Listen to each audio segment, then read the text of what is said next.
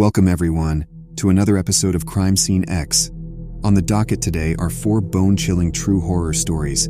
If you enjoy our content, please remember to like, comment, and subscribe for more. Now get comfortable and let's begin.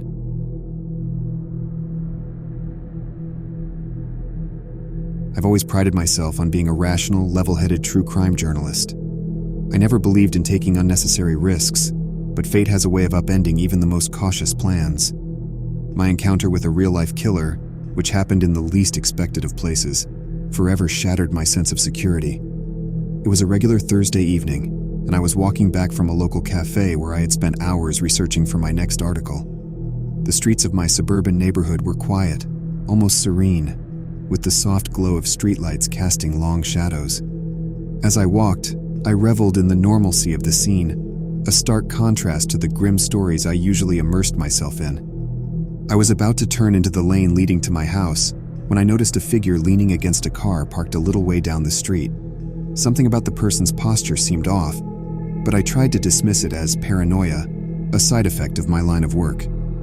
As I passed by, however, the figure straightened up and started following me. Initially, I told myself it was a coincidence, but the rapid closing of the distance between us suggested otherwise.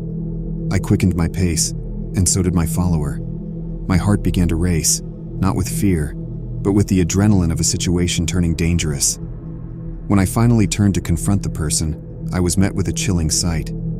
The figure was now close enough for me to see a glint of something metallic in his hand, a knife.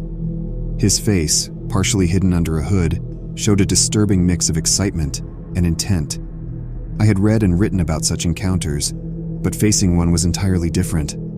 My mind raced for options. Running seemed futile. He was younger and probably faster. Screaming might not bring help in time. I needed to outsmart him.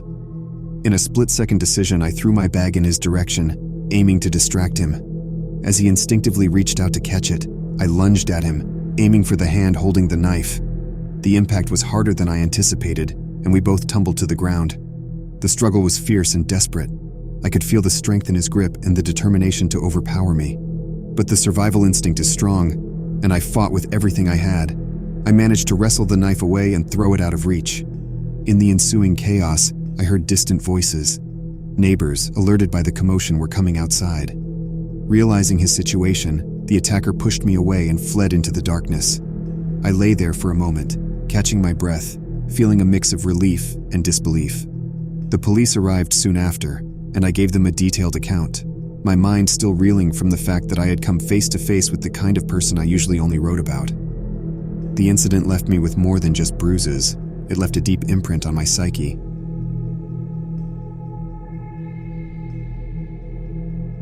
In the heart of winter, I took up a temporary job as a night security guard at an old museum, a position left suddenly vacant for reasons I didn't bother to inquire about.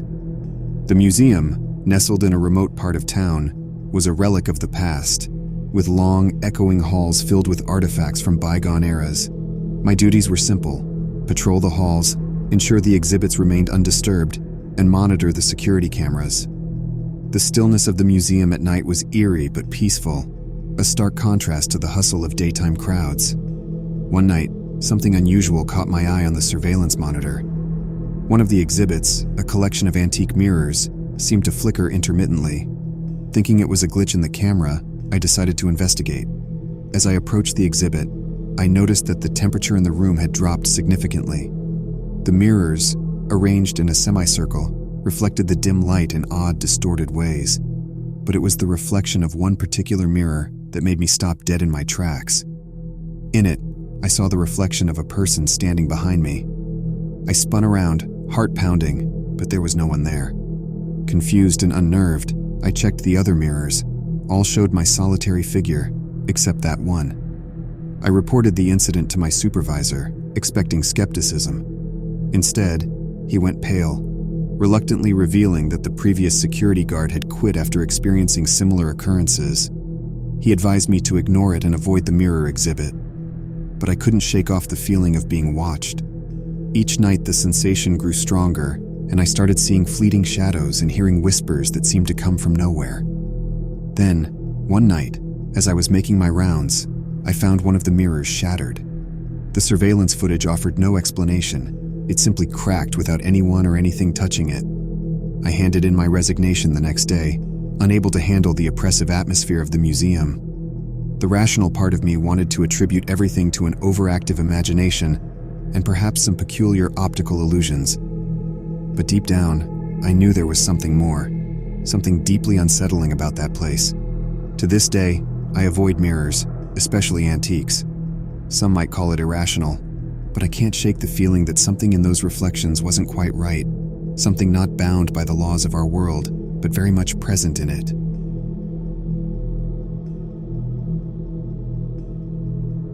I remember it like it was yesterday.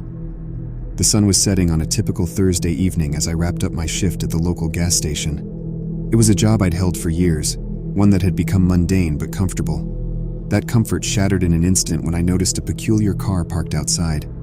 The vehicle was old and battered, with tinted windows that made it impossible to see inside. It had been there for hours, unmoving. I brushed off my initial unease, attributing it to an overactive imagination fueled by the true crime podcasts I often listened to during quiet shifts. As night fell, the car remained. My curiosity piqued. I decided to approach it, a decision I would soon regret. The moment I stepped outside, the car's engine roared to life, its headlights blinding me momentarily. I stood frozen, unsure of what to do next. Then the driver's door opened, and a man stepped out. He was medium build, with a gaunt face and eyes that seemed to pierce through the darkness. He asked for directions to a nearby town, his voice unnervingly calm. There was something off about him, something I couldn't quite place, but my instincts screamed danger. I gave him the directions, eager to put distance between us. As he drove off, I noticed the license plate was missing. Chalking it up to my love for crime stories, I tried to dismiss the encounter, but a nagging sense of dread lingered. The next day, the news reported a grisly discovery in the town I had directed the man to. A family had been found murdered in their home, a crime so brutal it shook the community. The description of the suspect's vehicle matched the car from the night before. My blood ran cold. I contacted the police immediately, providing them with every detail I could remember. The investigation led to the arrest of a serial killer, a man responsible for a string of horrific crimes across the state. I was hailed as a hero, but the trauma of that night haunts me to this day. Sometimes late at night, I still see the headlights of that car in my dreams, and I wonder what might have happened if I hadn't spoken up. The line between mundane reality and unspeakable horror is thinner than we imagine, and I had unknowingly walked it that evening.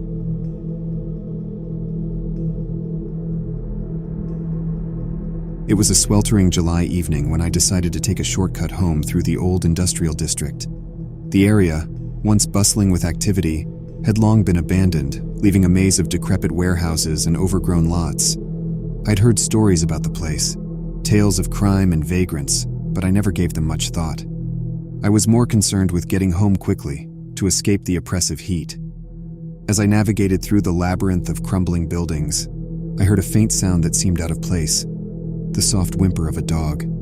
Being an animal lover, I couldn't ignore it.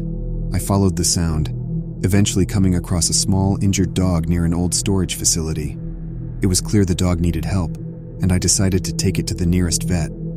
But as I approached the dog, I noticed something else, a faint light coming from inside the warehouse.